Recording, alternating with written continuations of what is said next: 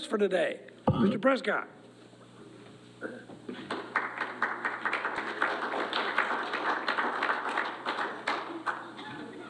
So many things I could say to Greg right now that are just racing through my mind.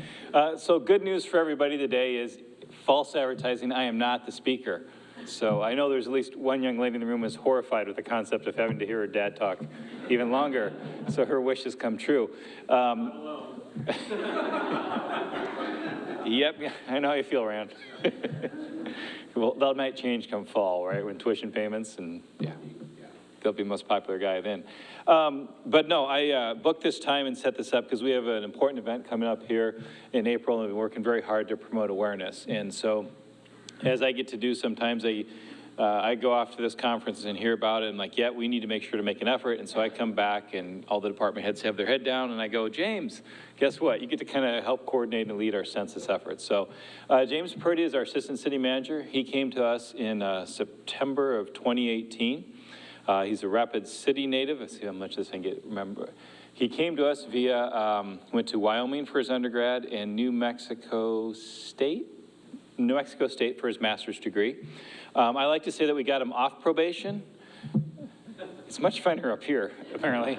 But actually, he was working, so if any of these people look familiar, please tell me afterwards. He worked for the Denver office and the Sioux City office working with federal probation and prisoners that way. So it's good that Mr. Johnson's back here in Vermillion. So I'm going to turn it over to James Purdy to talk to you a little bit about the census.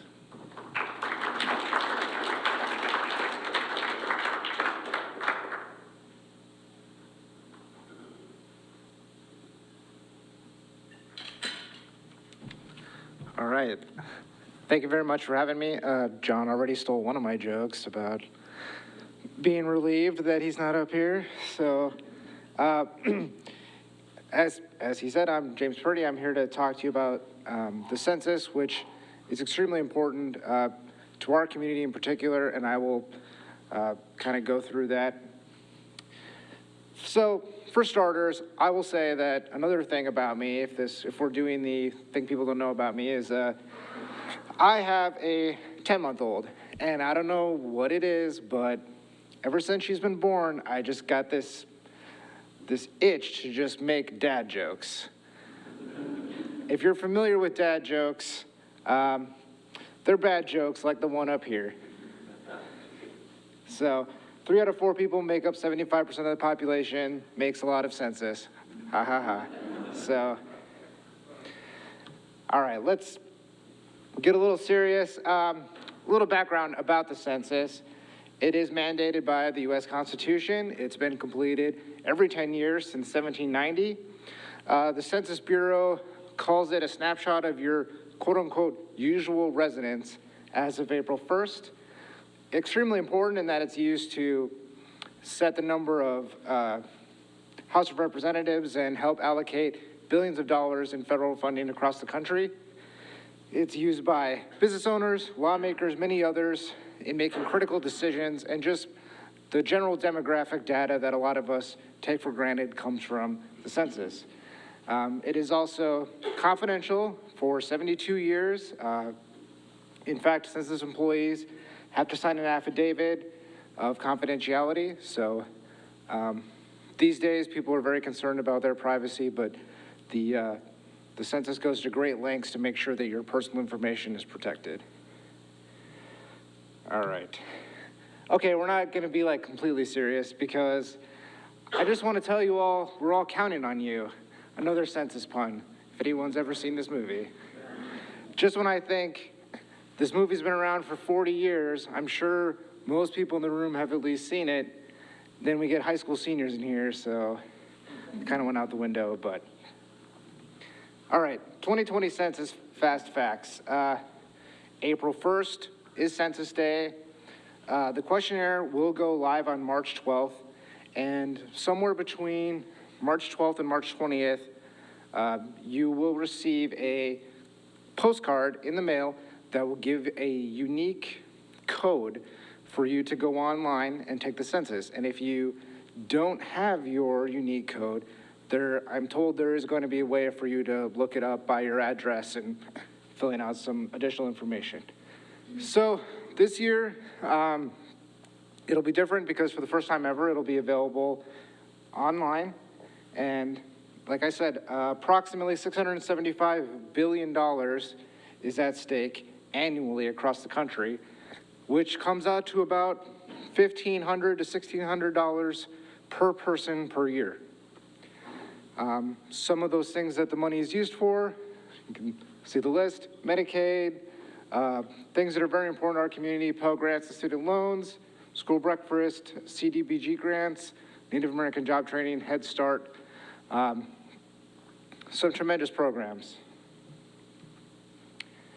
So I'll talk a little bit about the census locally. So what is in front of you is a map of Clay County, and within Clay County, there are 3 tracts. There's what I call the rural Clay County tract, the greater Vermillion tract, and the central Vermillion tract. So I know you won't be able to read this, but I'll give you some of the information. I'm going to talk a little bit about 2010. So I would say we had some mixed results. So in the in the rural Clay County area, our census response, non-response rate, so people that, I don't know how they estimate this, but the folks that they believe were not counted, that should have been counted, in rural Clay County, it was about 15.9%. So 16% of rural Clay County residents were not counted in the last census. That number increases a little bit as you go to the greater Vermillion area, I'll call it, and I have a better map coming up. So for the greater Vermillion area, it was more like 22.1% is what they estimate. So you're approaching a fourth. So that's a significant amount of people that have not been counted, or that were not counted in the last census. And then the dark area you'll see is what I call the central tract. So central Vermillion, you're looking at over 25%. So more than 1 in 4 folks living in the central part of Vermillion did not get counted in the 2010 census. And that's a problem. The Census Bureau, which is part of the reason why they've been so helpful with us in helping us get set up on getting our committee set up and getting us good information, is because this is recognized by them as a problem area. Anything over 20%, they view as problematic. Anything over 15, they view as hard to count. So our entire county in general is considered a hard to count area by the U.S. Census. So what are we doing about this time around? What are we doing in 2020? Oh yes, here's a map. So you'll see the greater Vermillion area there in the purple. That's a 20% to 24.9% response rate. And then that really problematic area in terms of the census, the central tract, the red, that's your 25 to 29.9 non-response rate, or exactly, give or take, 25.4 is what they came up with. And then we'll zoom in here on the central tract of Vermillion. So don't ask me how they come up with these boundaries, but basically north from Highway 50 down to Maple Street for some reason, and then down to Chestnut, across up to Stanford, and then Cherry. So this is the area of Vermillion that is the most problematic for us to count, and of the entire Clay County tract, for that matter. So, central tract, Vermillion. Let's just do some quick math. I'm sure there's a lot of people in the business school that are much better at math than I am, but let's just say in the central tract we have 55,722 people, 25.4 didn't respond. That means 1,453 didn't respond. If you're taking 1,453 times $1,500, you're talking $2.18 million a year annually that small part of Vermillion missed out on in terms of federal funding allocations. So yes, tears, it's very sad. Why is that? I think there's quite a few probable explanations. University communities are harder to count. They just are. A lot of that is, I'll say, kind of a misunderstanding on some of the students' part, such as, well, I don't live here. I'm only here to go to school. I'm here temporarily. My parents get all my mail. My parents claim me on their taxes. I don't want to get kicked off my parents' health insurance. But for the purposes of the census, none of that matters. If your usual residence is Vermillion/Clay County for the majority of the year, and on April 1st, you should be counted here. And beyond the student explanation, I think we have a little bit of a transient nature in our community, whether that's folks on one-year appointments, agriculture workers. We have a high level of immigrants compared to other communities of our size, especially in South Dakota. Traditionally harder to count, or don't think that they should be counted because they're not citizens, but that's not the case. They are still residents. Privacy concerns, as I mentioned, a lot of folks are just concerned about having their data out there, especially nowadays, as we've all probably had our data compromised. I've had mine compromised about 12 times, including from the federal government personnel files that were hacked and sent over to China. So at this point, I'm like, well, if you want it, it's out there. So I'm not too worried about that. And then high level of poverty in our community, around that 30%, which for several different reasons, people living on the margins of society, living in poverty, are harder to count than the average person. So, yep, like I said, none of that matters. So what are we doing about it? What are we doing about it in 2020 that we didn't do in 2010? Well, in 2010, we didn't have what the census calls a complete count committee. So Clay County does have a complete count committee, and the role of this committee is to increase awareness about the 2020 census and motivate residents to respond to the questionnaire.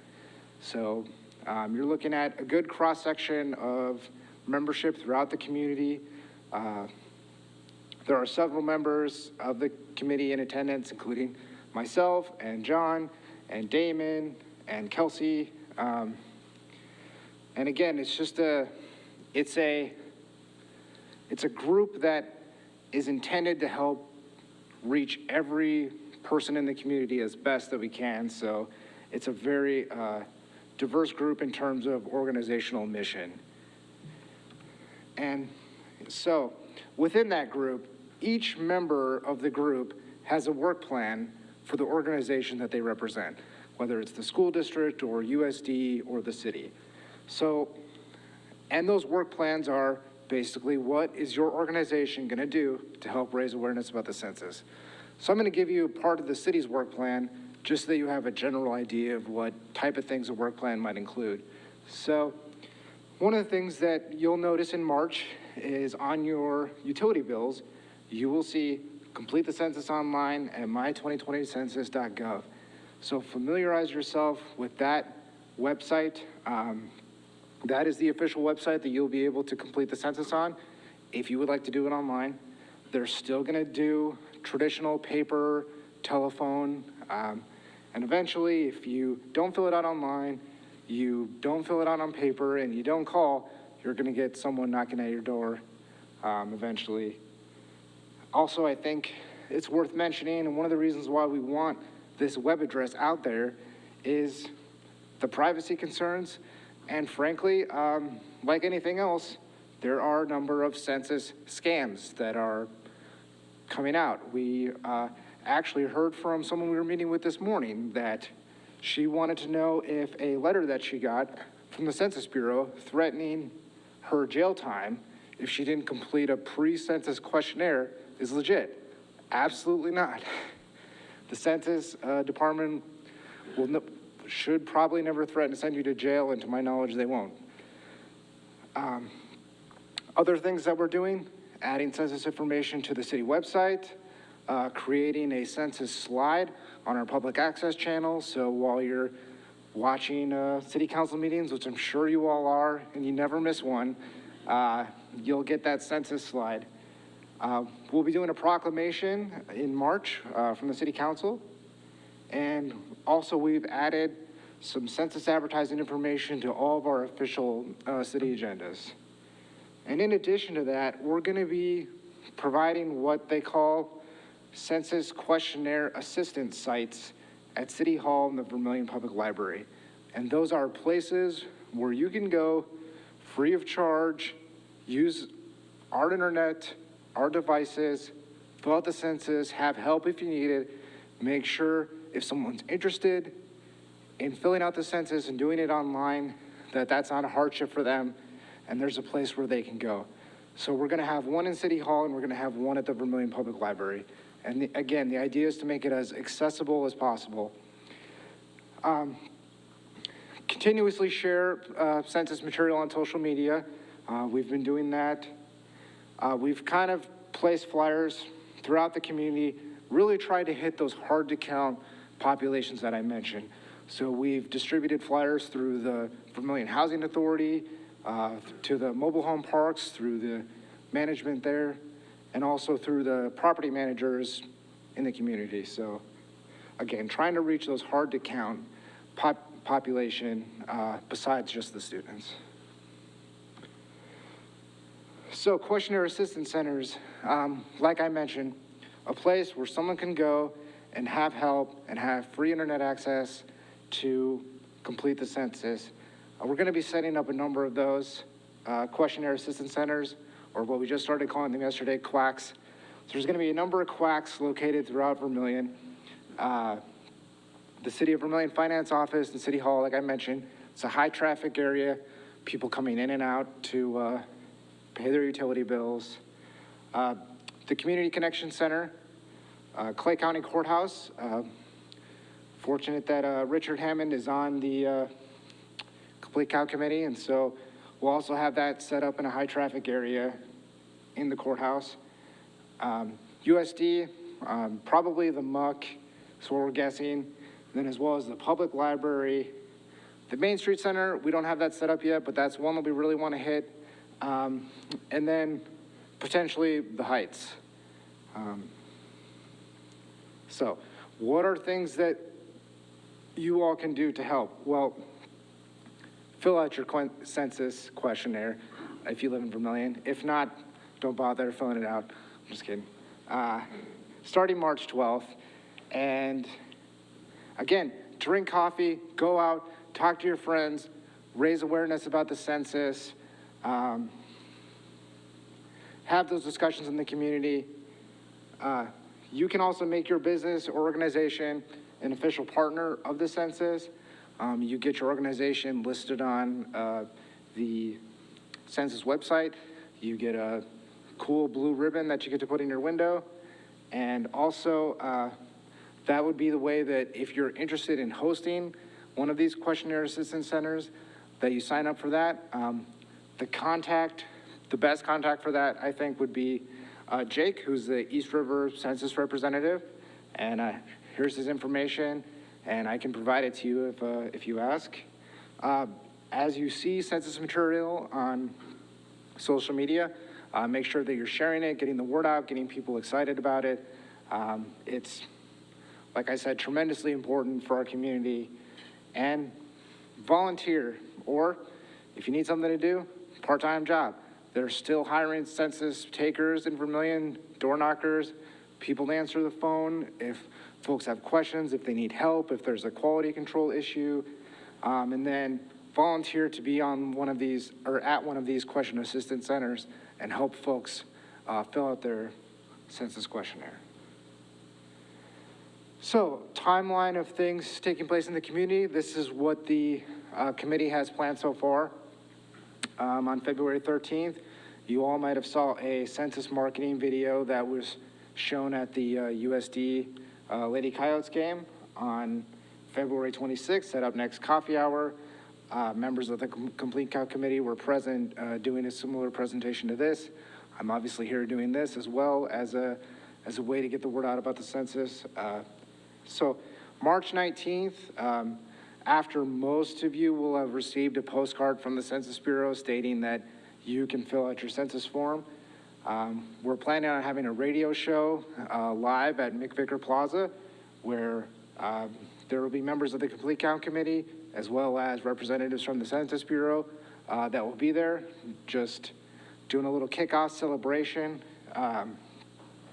VCDC will be doing their luncheon at Red Steakhouse, which will include representatives from the Census Bureau.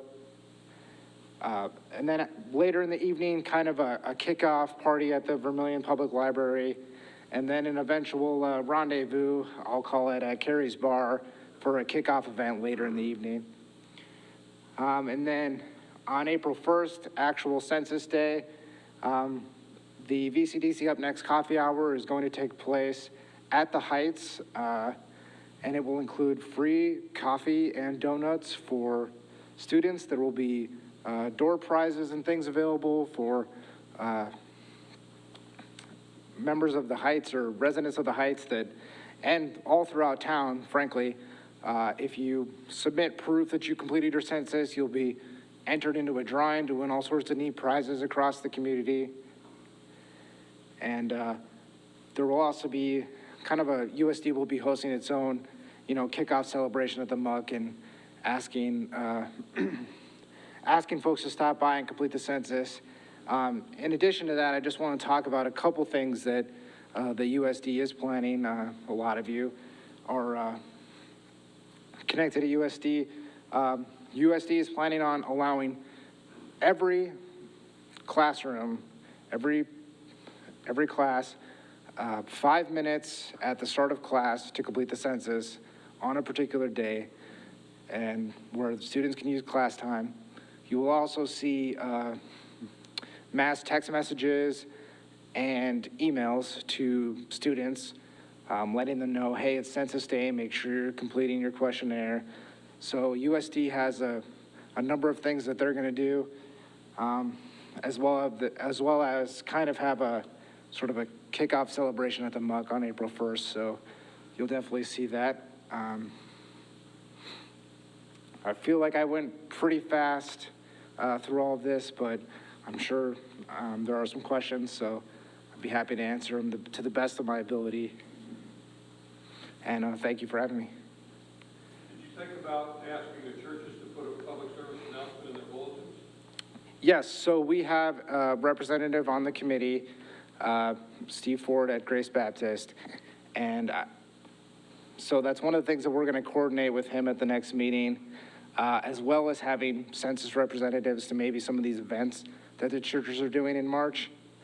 The Bureau has Census Bureau has a quota, I guess you'll say, for events that they need to attend. And so they're definitely looking for ideas. And so, yeah, we do have someone from the faith-based community on the committee, and we're going to be coordinating with him to try to get folks to get it in their bulletins. Let's give James a thank you. Thank you. Let me get you to do our 50-50 drawing for it. Oh, sure.